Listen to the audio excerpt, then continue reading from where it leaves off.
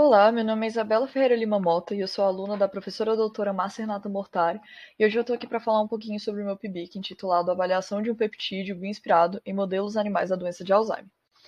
Então, falando um pouquinho sobre a doença de Alzheimer, ela é uma doença neurodegenerativa, progressiva e ela é a principal causa de demência na população idosa atualmente. Muitos pesquisadores acreditam que não existe uma causa única, mas na verdade a doença provém de múltiplos fatores, até mesmo genéticos, e as hipóteses etiológicas mais aceitas hoje em dia são as hipóteses da cascata amiloide e também a hipótese da proteína tau hiperfosforilada, que eu vou estar falando um pouquinho mais para frente. Indo um pouco para a metodologia desse trabalho, o modelo experimental dele é induzido pela agregação do peptídeo beta-amiloide via intracérebro ventricular. E são realizados dois testes comportamentais. O teste de reconhecimento de objeto novo, onde a gente está observando a aprendizagem e a memória do camundongo, e o labirinto aquático de Morris, onde a gente também observa a aprendizagem dele com relação à navegação espacial e a capacidade do animal também de entender sinais externos à piscina, no caso ao labirinto aquático onde ele se encontra. Devido à pandemia do SARS-CoV-2, não foi possível realizar a parte experimental desse trabalho, por conta de algumas limitações que nós tínhamos no nosso laboratório.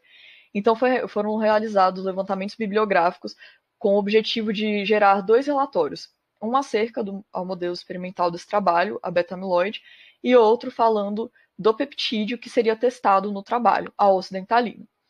O primeiro relatório sobre a beta-amiloide, nós falamos por que ele é tão utilizado para a doença de Alzheimer. A hipótese da cascata para modelo da doença de Alzheimer. A hipótese da cascata amiloide vai afirmar que o processo neurodegenerativo da doença de Alzheimer é causado pela deposição, formação e agregação da beta-amiloide. Isso gera uma cadeia de eventos que vai fazer com que a proteína tau seja hiperfosforilada, gerando a demência que a gente vê na doença. E é por isso que os modelos in vivo e in vitro da doença de Alzheimer utilizam tanto a beta-amiloide e são amplamente empregados. O outro relatório é sobre o peptídeo ocidentalina. Esse a gente pode ver aí a molécula, né, da ocidentalina, o peptídeo que foi isolado. E ele foi isolado da vespa Polybia occidentalis, que é uma vespa eusocial, ou seja, ela cria enxames. Ela é muito encontrada na América do Sul e Central, como por exemplo na Costa Rica e no Brasil. Por que se utiliza tanto a peçonha de vespas? Porque a grande diversidade dos componentes que são presentes nos venenos dos animais os tornaram grandes candidatos para o desenvolvimento de novos fármacos. E por isso, vários estudos demonstraram o potencial da peçonha do gênero Polybia. E daí foi isolado o peptídeo ocidentalina 1202.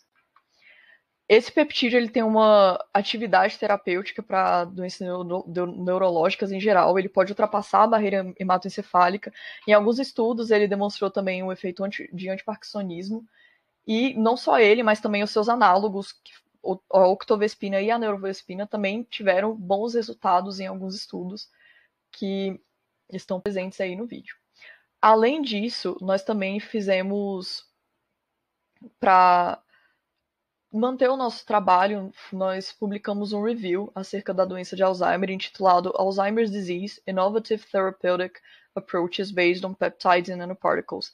Nesse review, nós abordamos vários aspectos e vários possíveis novos tratamentos para a doença de Alzheimer, falando dos peptídeos, como por exemplo a ocidentalina e como por exemplo outros relacionados também de peçonhas animais, unindo eles com o uso de nanopartículas, de forma a ampliar a ação desses peptídeos no sistema nervoso central e talvez procurar novos tratamentos para a doença de Alzheimer. De forma que foi possível, nós percebemos que a ocidentalina 1212 e seu análogo são compostos, e seus análogos são compostos muito promissores para serem utilizados no desenvolvimento de novos tratamentos para doenças neurodegenerativas e podem ser muito promissores para a doença de Alzheimer. Devido à pandemia, serão necessários ainda mais testes e necessários mais estudos para que a gente possa de fato fazer os experimentos e testar o peptídeo em vários tipos de situações. Porém, já se demonstrou que ele possui um grande potencial para doenças neurodegenerativas através de outros estudos e nós esperamos que seja possível testá-lo no futuro. Muito obrigada pela sua atenção.